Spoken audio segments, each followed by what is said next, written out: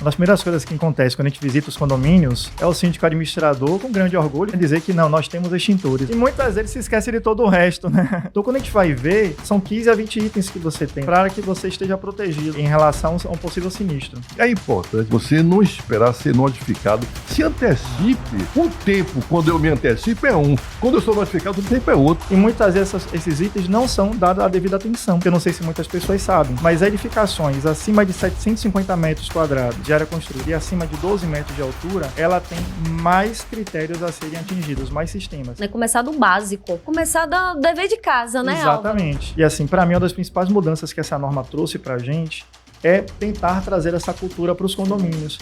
Você força o condomínio a pensar nessa manutenção.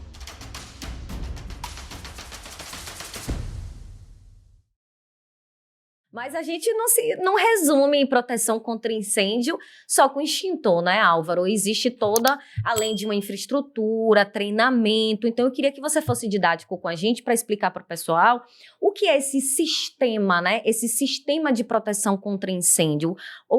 Quais são os componentes desse sistema e que as pessoas, os síndicos principalmente, hoje precisam estar atentos para que o seu condomínio tenha aí o AVCB, né? É interessante você ter falado isso, eu achei até engraçado, porque uma das primeiras coisas que acontece quando a gente visita os condomínios é o síndico administrador, com grande orgulho, faz parte também, né, dizer que não, nós temos extintores, né? E muitas vezes se esquece de todo o resto, né?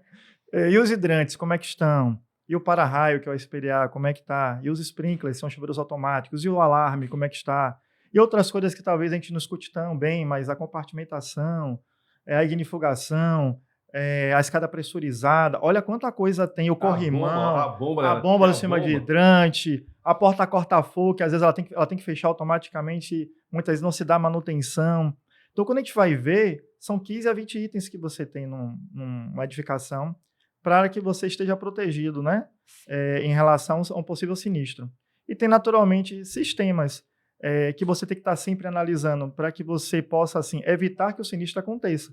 Por exemplo, uma das coisas que o bombeiro ele pede muito é em relação à conformidade do sistema elétrico. A gente sabe, geralmente os princípios de incêndio acontecem quando? Quando você tem um curto-circuito. É o mais comum, né? Você vê isso, né? Estudo, exatamente. Que mostram que é isso. Então, assim, por isso que você tem um anexo no Corpo de Bombeiros chamado anexo R, que ele pede o quê? Que você faça uma avaliação do teu sistema elétrico da tua edificação, tá certo? Claro que essa avaliação ela não é uma avaliação apenas visual, ela vai ali com equipamentos certificados, com um profissional especializado na área, etc., para que você avalie se está atendendo a norma atual, que é a NBR 5410. Então, você faz um laudo disso. Esse laudo ele tem que estar com base nessas NBRs. Né? Então, você faz esse laudo. E aí o sistema está conforme ou não está conforme? Se ele estiver conforme, significa ali que você tem riscos minimizados para que você tenha um possível incêndio.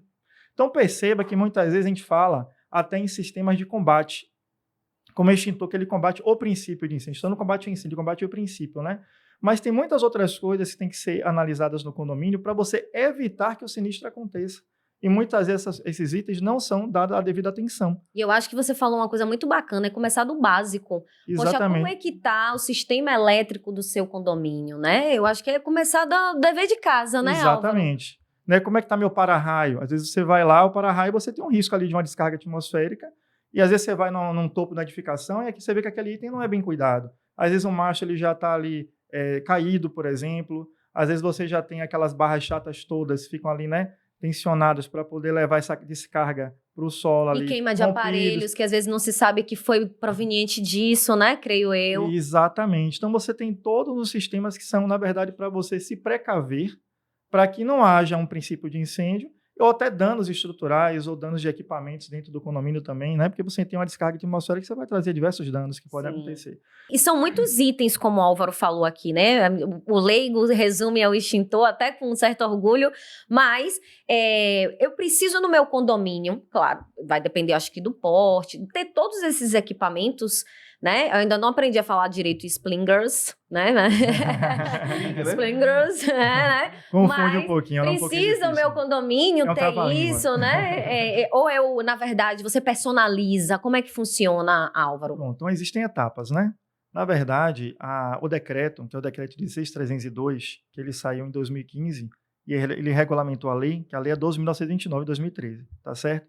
Ele ali classifica as edificações e áreas de risco. Então, com base nas suas características, que características são essas? A sua ocupação. Então, é diferente, por exemplo, você ser um residencial do que você ser um industrial, concorda? Ou você ser um hospital. São ocupações completamente distintas. A sua altura. Então, perceba, quanto mais alto um edifício, será que é mais fácil as pessoas saírem ou é mais difícil as pessoas saírem desse edifício? É mais difícil. Né? Então, você vê que um prédio muito alto, você vai ter mais medidas de segurança contra incêndio justamente porque uma fuga ou um combate vai ser mais complexo. Então, a área construída dessa edificação também. Né? Então, tudo isso é levado em consideração na norma. Então, com base nessas características, você consegue avaliar quais são as medidas obrigatórias para cada tipo de edificação. Então, a primeira coisa que você faz é analisar essas características. O decreto, então, ele determina com base nisso se você vai ter extintor, se você vai ter hidrante, se você vai ter sprinkler. Existem medidas básicas, naturalmente. Por exemplo, o extintor é uma medida básica de segurança contra incêndio. E existe uma linha de corte, que eu não sei se muitas pessoas sabem, mas edificações acima de 750 metros quadrados de área construída e acima de 12 metros de altura, ela tem mais critérios a serem atingidos, mais sistemas. Abaixo disso, você tem apenas as medidas básicas, como, por exemplo, extintor é uma medida básica.